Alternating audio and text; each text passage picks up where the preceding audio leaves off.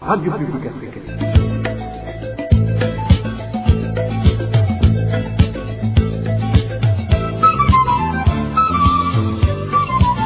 Radio Publique Africaine.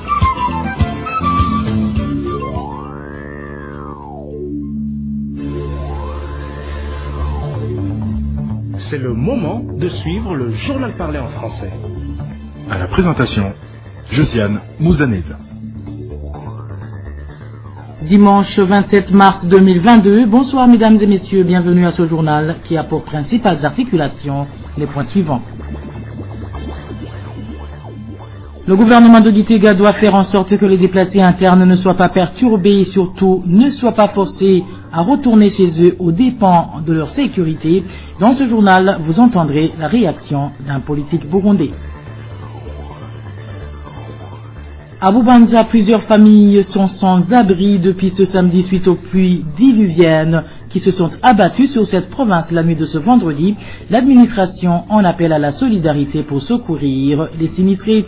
Dans ce journal, nous vous parlerons également des inquiétudes des habitants de Luigi qui n'ont toujours pas semé à quelques semaines seulement de la fin de la saison culturelle, et ce, faute d'engrais chimiques. Voilà pour le sommaire.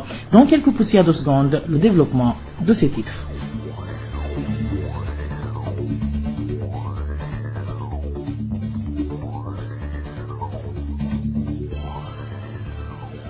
Bonsoir. Sécurité pour commencer. Un Burundais réfugié au Malawi dans la ville de Lilongwe est mort ce samedi, une semaine après avoir été poignardé par des Malawites. Les Burundais réfugiés dans ce pays demandent que les auteurs de ce crime soient arrêtés et traduits en justice. Ils demandent également que leur sécurité soit assurée, vu qu'ils sont souvent victimes de persécutions. Le point avec Émile Nibasumba. Dieudonné Nimpagaritse, c'est le nom du réfugié burundais qui est décédé dans la nuit de ce samedi à Lilongwe, la capitale du Malawi. Selon l'un des réfugiés burundais, la victime était originaire de la commune Vugizo en province Makamba. C'est le samedi de la semaine dernière que ce commerçant a été poignardé au niveau des côtes par un Malawite qui tentait de lui voler son argent. Notre source précise que durant toute la semaine, la victime était traitée à l'hôpital central du Malawi. Il y a des malfaiteurs qui sont allés à sa boutique qui se trouvait dans la ville de Lilongwe. Ces derniers voulaient la cambrioler. Ils l'ont appelé et l'un d'entre eux l'a poignardé au niveau des côtes. La victime a été dépêchée à l'hôpital, mais les médecins ont constaté que la lame du poignard avait gravement blessé ses intestins. C'était le week-end dernier et la victime a rendu l'âme hier vers 22 heures. Ces réfugiés burundais dénoncent le fait que ce Malawite n'a pas été arrêté pour être traduit en justice. Actuellement, personne ne sait où il se trouve, mais nous savons que la police de Malawi ne va rien faire pour attraper ce criminel. Lorsque les réfugiés sont malmenés, la police n'intervient jamais. Ces réfugiés burundais demandent à la justice de faire son travail. Ils demandent également aux autorités du Malawi ainsi qu'au HCR de les protéger contre les persécutions permanentes qu'ils subissent de la part de certains Malawites qui les envient à cause de leurs biens. Ils rappellent qu'en 2021, il y a un autre réfugié burundais qui a été tué dans le district de Kasungu au Malawi à cause de ses biens matériels. Émile Nibasumba. Plus de 90 maisons détruites et des champs dévastés, tel est le bilan des dégâts occasionnés par des pluies diluviennes qui se sont abattues ce vendredi soir sur la zone Buringa de la province Bubanza. Les victimes de cette catastrophe naturelle, de même que les administratifs, demandent une assistance d'urgence. Plus de détails avec Aimable Nishim. Ces pluies torrentielles mêlées de vents violents qui se sont abattues ce vendredi sur la zone de Buringa de la commune Gihanga ont débuté avant la tombée de la nuit. Selon les informations provenant de la zone de Buringa, ces pluies ont duré une bonne partie de la nuit et ont endommagé pas mal de choses, dont les maisons et plusieurs champs de culture. Un des habitants de cette zone qui s'est entretenu avec ARPA indique que jusqu'à maintenant, le nombre de maisons détruites n'est pas encore connu. Toutefois, poursuit notre source, le village 5 de la zone Buringa est celui qui a été plus touché, car on dénombre plus de 50 maisons sévèrement touchées. Pour le moment, les habitants de cette localité indiquent qu'ils ne voient pas comment il faut continuer à vivre, car non seulement ils n'ont plus de toit, mais tout ce qui se trouvait à l'intérieur de leur maison a été emporté. Sans parler des champs qui ont été inondés, à tel enseigne qu'ils craignent de pouvoir rien récolter. Ces informations sont confirmées par les administratifs locaux à Buringa. Comme mentionné dans le journal Aligné Djimbere, l'administration fait savoir que plus de 90 maisons ont été détruites. D'où il demande aux bienfaiteurs et à toute âme charitable de venir en aide à ces sinistrés. Vous saurez qu'en plus des maisons d'habitation, 2 salles de classe ont également été endommagées par ces pluies torrentielles. En page droits de l'homme, le parti UPD d'Igamibanga condamne le mauvais traitement que subissent les déplacés du site de Rukambura, situé en zone et commune Butaganzwa. C'est dans la province de Kayanza, de la part des Imbonerakure et de certains administratifs à la base. Selon Chovino Mugwengezo, président de ce parti, il est inconcevable que des gens soient contraints à regagner leur colline d'origine au moment où leur sécurité n'est pas assurée. Suivez plutôt Chovino Mugwengezo, il est le président du parti UPD d'Igamibanga. La question a un rapport avec les déplacés de plusieurs décennies basés dans le site Rukambura, dans la commune de Butaganzwa, en province de Kayanza. Ces déplacés, en réalité, sont parvenus à obtenir une certaine autonomie dans la mesure où ils se prennent en charge tout à fait correctement, sans devoir vraiment attendre de l'extérieur qu'ils soient ravitaillés en vivres. Donc, ils ont profité de leur présence sur ce site-là pour s'adonner à des activités champêtres où ils font une production agricole qui subvient à leurs besoins. C'est pour cela qu'ils ont tenu même pendant toutes ces années-là. Et que suppose l'existence d'un déplacé sur un site? Donc voilà, c'est à travers leur production agricole qu'ils sont parvenus à assurer leur alimentation. Et depuis quelque temps, il s'observe un comportement indigne, un comportement irresponsable, doublé d'une intolérance, parce que les Imbonerakure sont en train de s'en prendre à ces gens-là, bien sûr sous l'instigation du pouvoir, parce que seuls les Imbonerakure ne peuvent agir s'il n'y a pas une main derrière et qui les pousse vraiment à sévir dans des missions qu'ils obtiennent du pouvoir. Donc les Imbonerakure sont en train de déraciner, sont en train de détruire les champs, sont en train de piller même des champs entiers, pendant que ces champs constituent une ressource majeure pour la survie de ces déplacés-là. C'est vraiment déplorable. Nous assistons à un système qui n'a pas d'humanité, un système qui doit aussi manifester une certaine empathie à ses citoyens, à sa population. Mais aujourd'hui, le traitement qui est réservé à cette frange de la population est un traitement indigne qui vise plutôt à chasser ces déplacés de leur site actuel pour les pousser à regagner leur village alors que rien n'assure dans leur village. L'insécurité, on apprend ça et là que l'intolérance fait encore des victimes. On attend que les Imbonerakure ne décolèrent pas en faisant du mal à la population burundaise en général, mais en particulier à ces déplacés qui aujourd'hui ne savent plus à quel sens se vouer. Ce politique lance un appel au gouvernement et aux organisations de défense des droits humains de veiller à ce que ces déplacés puissent vivre paisiblement comme tout autre citoyen burundais. Encore une fois, Chovino Mugwengezo. C'est une situation qui devrait préoccuper le pouvoir, parce que le pouvoir a le devoir sacré de veiller au bien-être et à la sécurité de sa population. Donc, si le pouvoir ne veut pas agir, c'est qu'il est derrière tout ça. C'est ainsi que nous lançons un appel vibrant au pouvoir pour qu'il puisse s'ajuster et considérer que ces déplacés doivent bénéficier d'un traitement égal. On lance également un appel aux organisations qui ont pour vocation la défense et le respect des droits humains de veiller vraiment à ce que ces déplacés puissent mener paisiblement leur vie, de faire en sorte que ces Imbonerakure puissent être découragés. Ces Imbonerakure renoncent finalement à cette sale besogne qui consiste à piller des champs qui assurent plutôt la survie de ces déplacés-là. Nous en appelons également à la communauté internationale à prendre au sérieux la problématique des déplacés burundais. Ces déplacés font partie intégrante des personnes ou de ces groupes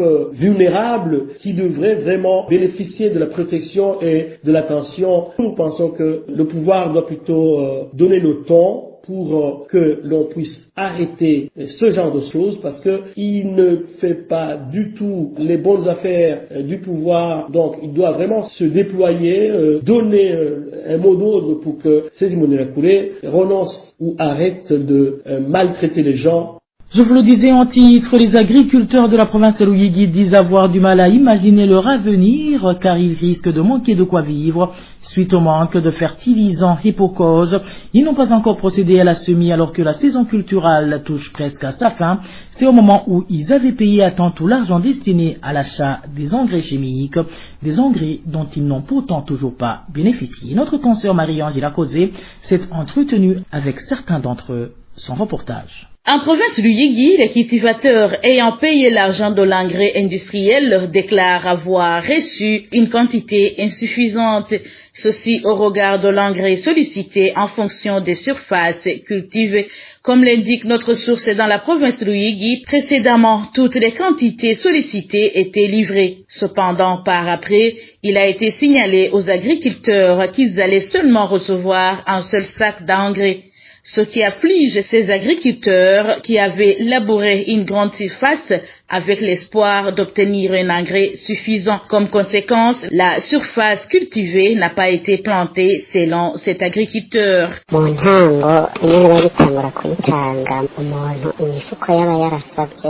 Au début, toutes les quantités d'engrais sollicitées étaient livrées, mais à un certain temps, cela a changé et on nous a signifié qu'on allait dorénavant bénéficier d'un sac. Que tu es payé pour 10, 20 ou 30 sacs, tu ne reçois qu'un seul sac, donc ça ne nous sera jamais possible de planter sur les superficies qu'on avait préparées. Et comme la saison culturelle touche à sa fin, nous ne savons pas si on va nous donner une compensation.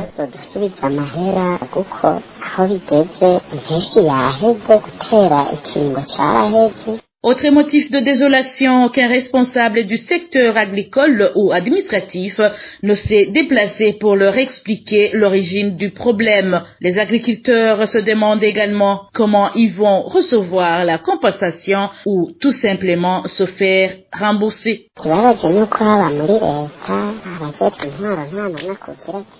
Ce qui est affligeant, c'est que ce soit du côté de l'autorité administrative ou agricole, personne ne vient pour nous expliquer où réside le problème. Nous sommes en pleine confusion, mais malheureusement, même si on nous restituait notre argent, cela ne nous rendra pas ce qu'on a perdu, car on avait économisé ça pour cette saison. Donc, ça ne nous servira à rien. C'est vraiment dommage.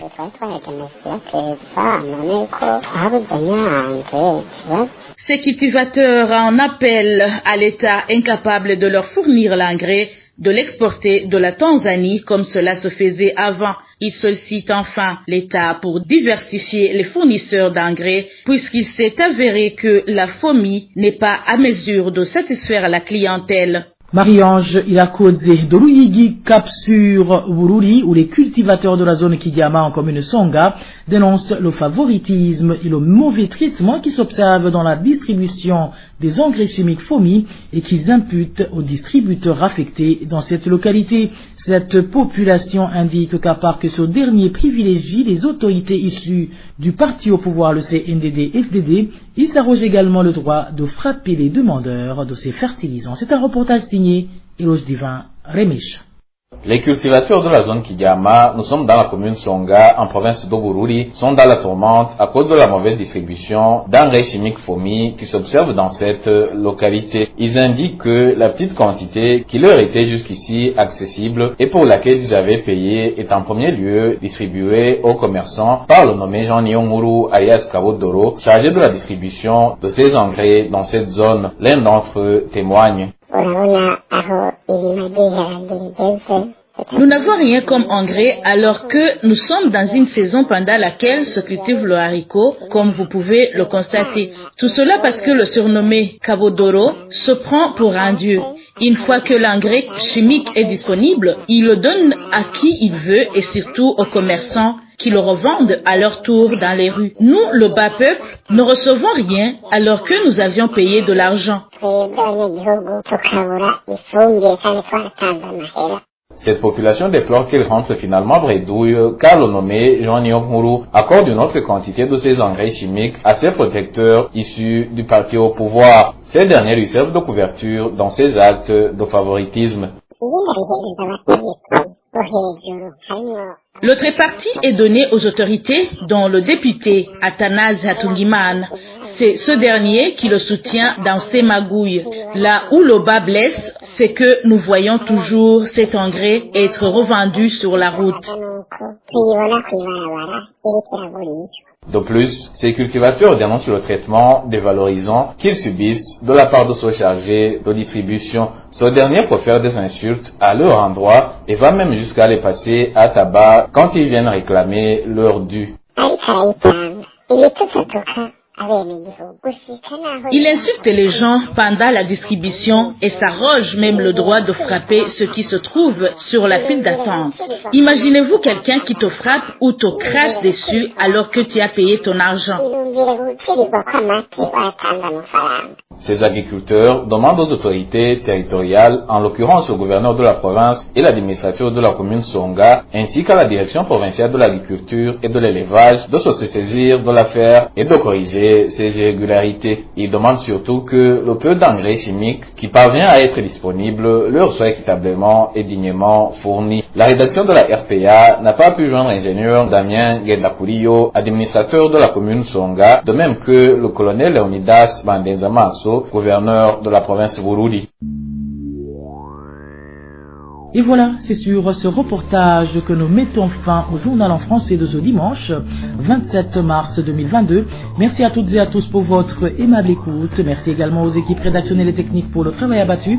À la présentation de ce journal, vous étiez avec Josiane Mouzaneza. Bon début de semaine à toutes et à tous. Au revoir.